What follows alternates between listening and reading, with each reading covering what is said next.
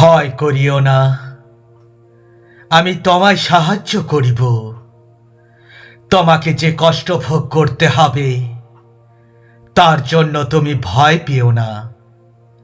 আমি তোমাকে বলি, তোমাদের পরীক্ষা করার জন্য দিয়াবল তোমাদের কাউকে কারাগারে নিক্ষেপ করবে। এতে 10 দিন পর্যন্ত তোমরা নির্যাতন ভোগ করবে। তুমি মরণ পর্যন্ত বিশ্বস্ত থাকো, আমি তোমাকে জীবন মুকুট দেব। আমি তোমার দুঃখ কষ্ট ও তোমার দরিদ্রের কথা জানি, তবুও তুমি ধনী। আমি জানি তুমি কোথায় বাস করছো, সেখানে রয়েছে শয়তানের সিংহাসন। তা সত্ত্বেও তুমি আমার নামের প্রতি বিশ্বস্ত থেকেছ। আমার সেই বিশ্বস্ত সাক্ষী আন্তিপাস যখন তোমার নগরের মধ্যে নিহত হয়েছিল, যেখানে শয়তানের অধিষ্ঠান, তখনও তুমি আমার উপরে তোমার বিশ্বাস অস্বীকার করনি। কেউ যদি দুঃখের কারণ হয়ে থাকে, সে আমাকে তেমন দুঃখ দেয়নি যেমন তোমাদের সবাইকে কিছু পরিমাণে দিয়েছে। কোনো অতিশয়োক্তি না করি আমি এ কথা বলছি তোমাদের। তোমাদের উচিত তাকে ক্ষমা করা ও সান্ত্বনা দেওয়া, যেন সে দুঃখের অতিশয্যে ভেঙে না পড়ে। তাই আমি তোমাদের অনুনয় করছি, তোমরা পুনরায় তার প্রতি তোমাদের প্রেম প্রদর্শন করো। তোমাদের কাছে আমার লেখার কারণ এই যে, আমি দেখতে চেয়েছিলাম তোমরা সেই পরীক্ষা সহ্য করতে ও সর্ববিষয়ে অনুগত থাকতে পারো কি না। তোমরা যদি কাউকে ক্ষমা করো, আমিও তাকে ক্ষমা করি। আর আমি যা ক্ষমা করেছি, যদি ক্ষমা করার মতো কিছু ছিল, আমি তোমাদের এই কারণে খ্রিস্টের সাক্ষাতে তাকে ক্ষমা করেছি। আমি আমার মনে স্থির করেছিলাম যে পুনরায় তোমাদের কাছে এক যন্ত্রণাদায়ক পরিদর্শন আমি করব না। কারণ আমি যদি তোমাদের দুঃখ দিই, তাহলে যাদের দুঃখ দিয়েছি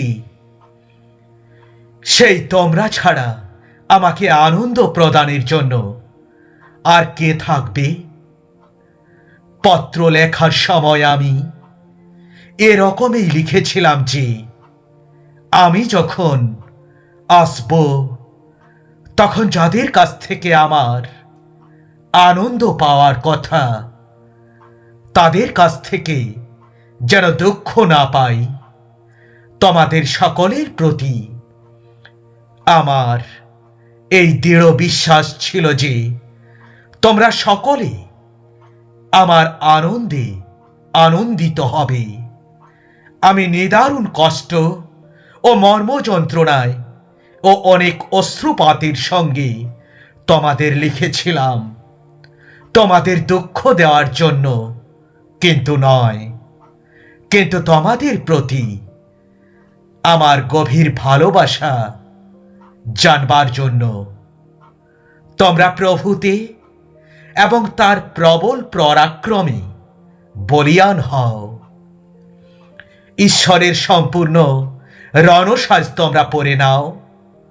আমাদের সংগ্রাম রক্ত মাংসের বিরুদ্ধে নয়, কিন্তু আধিপত্য ও কর্তৃত্বের বিরুদ্ধে, তমসাচ্ছন্ন এই জগতের শক্তির বিরুদ্ধে এবং অন্তরিক্ষের মন্দ আত্মিক শক্তির বিরুদ্ধে। ঈশ্বরের সম্পূর্ণ রণসাজ পরে নাও তোমরা, যেন সেই মন্দ দিন উপস্থিত হলে তোমরা শত্রুর আক্রমণ প্রতিহত করতে পারো এবং সমস্ত বিষয় সম্পন্ন করে স্থির থাকতে পারো। তোমরা তুলে নাও বিশ্বাসের ঢাল, তা দিয়েই সেই পাপাত্মার সমস্ত অগ্নিবাণ তোমরা নির্বাপিত করতে পারবে। আর ধারণ করো পরিত্রাণের শিরস্ত্রাণ ও আত্মার তরোয়াল, অর্থাৎ ঈশ্বরের বাক্য। সব ধরনের মিনতি ও অনুরোধের সঙ্গে আত্মায় তোমরা প্রার্থনা করো। এই সব স্মরণে রেখে তোমরা সতর্ক থাকো এবং সমস্ত সন্তজনের জন্য সব সময় প্রার্থনায় রত থাকো। তোমরা শ্রদ্ধায় ও ভয়ে হৃদয়ের সরলতার সঙ্গে তোমাদের জাগতিক প্রভুদের আদেশ মেনে চলো, যেমন তোমরা খ্রিস্টের আদেশ মেনে থাকো। তোমরা জানো যে কৃতদাস হোক বা স্বাধীন হোক, প্রভু তাদের সকলেই সৎকর্মের জন্য পুরস্কৃত করবেন। তোমার ভাই পাপ করলে তাকে তুমি তিরস্কার করো এবং সে অনুতপ্ত হলে তাকে তুমি ক্ষমা করো। সে যদি দিনে 7 বার তোমার বিরুদ্ধে পাপ করে এবং 7 বারই ফিরে এসে বলে আমি অনুতপ্ত, তাহলে তুমি তাকে ক্ষমা করো। যদি তোমাদের সর্ষের বীজের মতো অতি সামান্য বিশ্বাস থাকে, তাহলে এই তুত গাছটিকে তোমরা বলতে পারো যে যাও, সমূলে উৎপাটিত হয়ে সমুদ্রে রোপিত হও, তাহলে সেই রকমই হবে। আমি সদাপ্রভু তোমাদের ঈশ্বর, তোমার দক্ষিণ হস্ত ধারণ করিব। আমি তোমাকে বলিব, ভয় করিও না তুমি, আমি তোমায় সাহায্য করিব। আমি আসিয়া তোমাদের নিজ দেশের ন্যায় এক দেশে শস্য ও দ্রাক্ষারসের দেশে, রুটি ও দ্রাক্ষাক্ষেত্রের দেশে এবং তৈলদায়ক জিত বৃক্ষ ও মধুর দেশে তোমাদিগকে লইয়া যাইব, তাহাতে তোমরা বাঁচিবে, মরিবে না তোমরা। God bless you.